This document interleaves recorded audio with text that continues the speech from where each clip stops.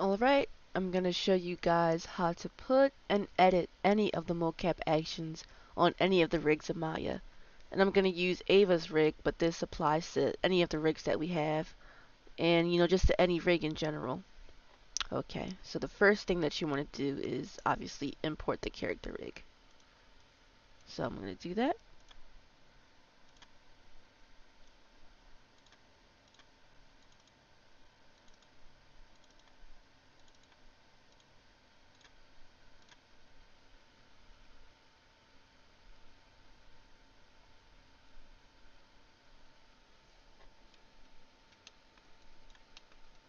Alright, then you want to import the mocap data.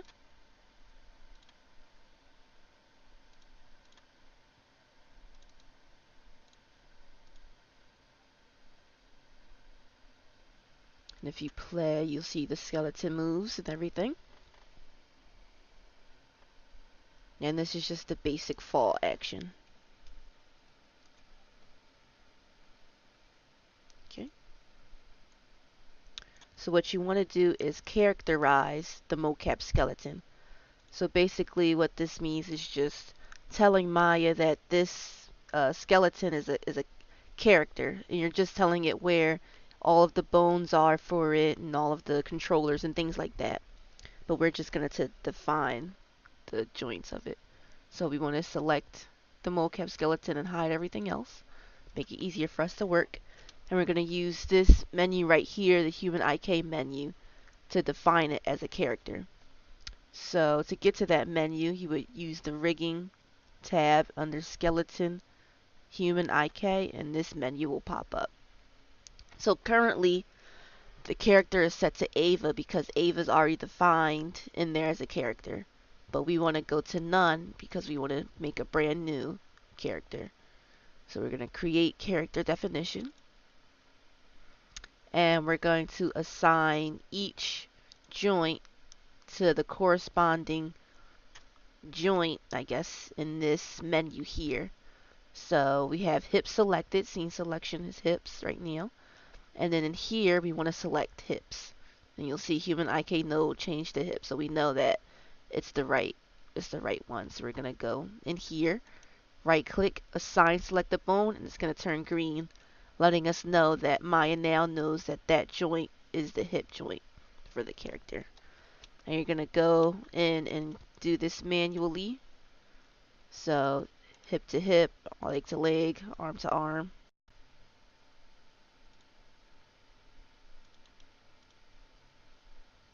And there's sometimes menus here where you can dive a little bit deeper, such as the spine area. So you can define more of that. So spine 1, spine 1.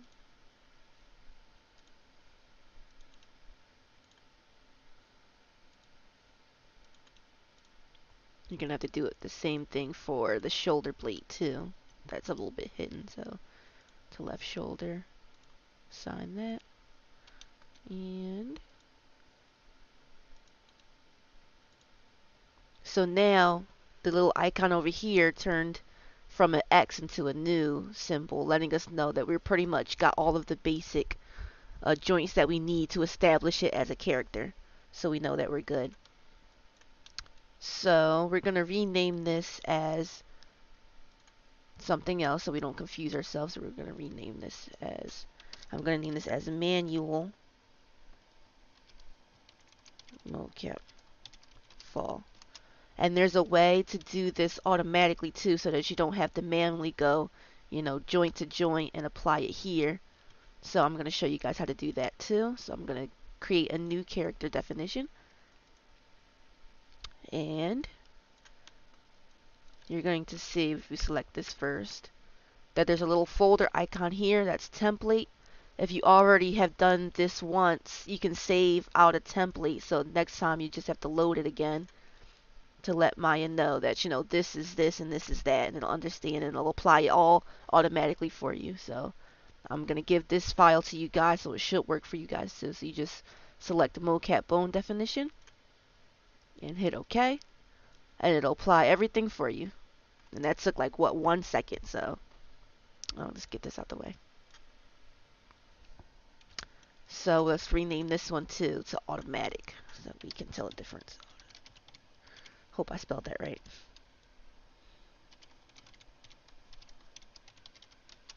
Alright, so now what you want to do is set the character up here back to Ava, and that's going to be Ava current rig, blah blah blah. Select that and make sure we turn everything else on. And then you want to change the source, which is what's going to be driving her, to the mocap that you want to apply. I'm going to use the manual one since I know that for sure that should work perfectly. So now she's on there. And if you hit play, she's going to move with the mocap.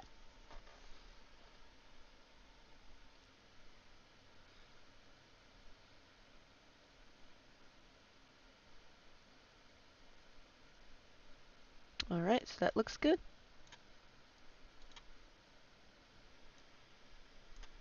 So now, right here, you could technically stop. If this is all you wanted to do was just to have Ava, move with the motions, and, this is pretty much it. But if you wanted to do some editing of the motion and move it along the timeline, there's a little bit more that you'd have to do. So first you'd actually want to bake the motion onto a control rig that's going to drive Ava. So to do that, make sure that Ava's the character and the source is whatever mocap that you want to bake on. So we're going to go to this drop down menu, bake, and we don't want to bake it to the skeleton because that's going to make it permanently attach all the keyframes to her joints, but we want to connect it to a control rig which will control her joints, making it, just a little bit more easier for us. So just going to bake it to the control rig, and Maya's going to do its thing.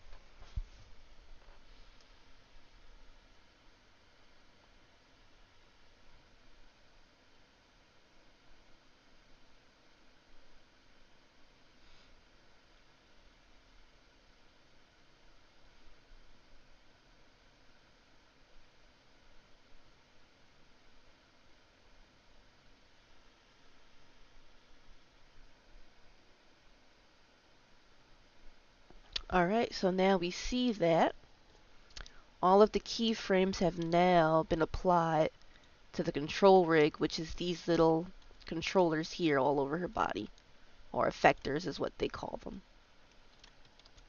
And you can also, using this menu, click on any of the little bulbs you see here to directly select one of the controllers.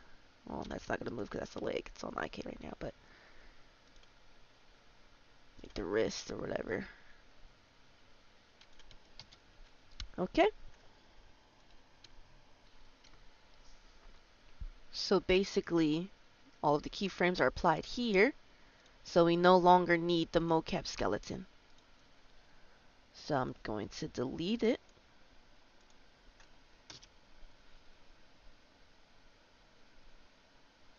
And now it should work just by itself.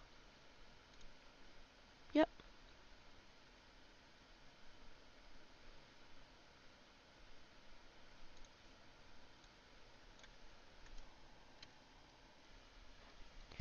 Now to edit the mocap actions, I find it easier to use the tracks editor along with animation editors instead of, going to each controller and like selecting keyframes and all that. That's like too much.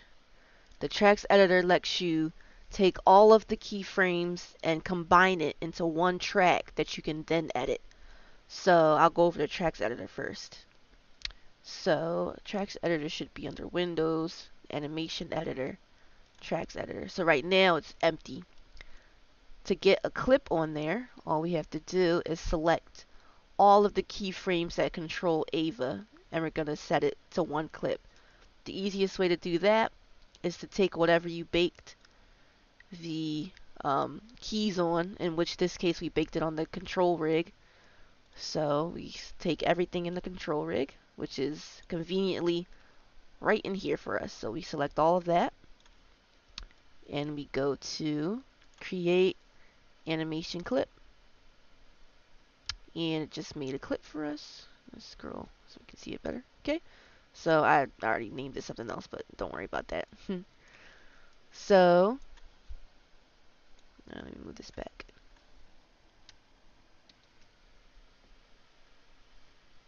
So this clip right here is pretty much all of the keyframes that control Ava. So if we want to shorten it, let's say if we want to chop off this T-pose, all we have to do, I'm going to do it easy way, scrub through the timeline to see where we want to cut it off at. So I'm going to cut it off about right here. So now we can go in here. If you take the top number here, it's going to turn into a little knife tool, letting you know that it's going to cut. This number right here is where the animation will start from where the original mocap started. That's a bit confusing, but you'll see in a second. So I'm going to bring this over here. Boop. Alright, so I just chopped off like the first 209 frames. So it's going to start, the mocap will start on 210. I'm going to do the same thing with the back. I want to chop some of that off. So we'll end it about right here. So I'll do the same thing on the back part.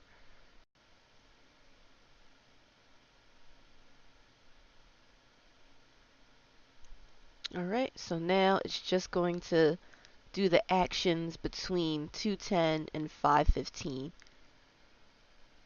So let's play that. I'm going to start at the beginning.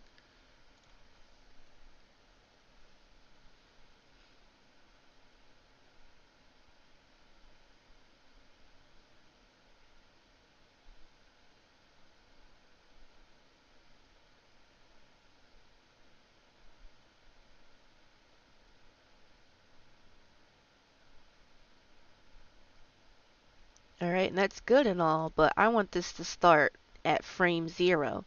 So what we want to do is take up here, we can move this track to wherever we want it to actually start on the timeline. So I'm going to move it all the way over to frame 0. So hard. There we go. So now it's going to play the same action, start and stop at the same place that I already told it to, but now it's going to start at frame 0.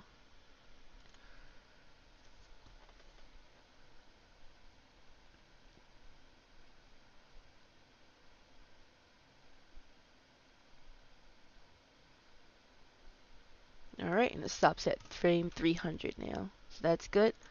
So now I think one thing that you can do is if the action is too fast or too slow, you can stretch it out in here too. So if I want to, let's say, make it longer, you'll notice that there's 100% here. So right now it's telling me that the speed of it right now is at 100%. If I stretch it out, moved it. Let's see, I think there, yep, the bottom one, you can stretch it out. It'll increase in percentage, which is telling you that it's kind of stretching out the action. So we'll go to like 200%. So this should make it twice as slow. Now it was going really slow. That's one cool thing that you can do in here. You can also have multiple. Why did I move that? Oh well. You can also have multiple mocap takes in here, and you can blend them together. And I think that button is like here. If you have two different channels, you can blend the channels together. So if I want to have her walk and then fall, I can blend those two together, and they could look pretty much seamless. I'm not going to do that now because that's a lot of work. But that's basically it for the tracks editor. There's a few other things you can do, so I would suggest to just, explore around, see what you can do in here. But that's pretty much it for the tracks editor.